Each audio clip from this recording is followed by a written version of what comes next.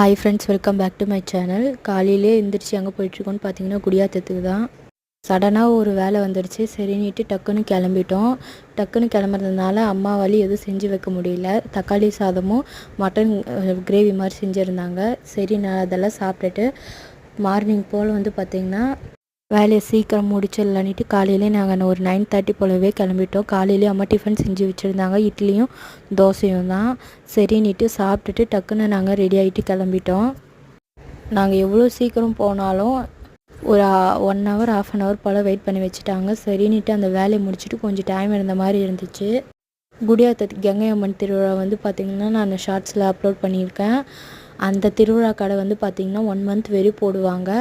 அது பார்த்திங்கன்னா போன தடவை போகும்போதே நான் சரியாக எதுவுமே வாங்கலை, எதுவுமே பார்க்கல. சடனாக சரின்னுட்டு நாங்கள் அவசரமாக கிளம்பிட்டோம். இந்த தடவை எல்லாம் சுற்றி பார்த்துட்டு எல்லா பொருளும் வாங்கிட்டு வந்துட்டோம். டயர்டாக இருந்தாலும்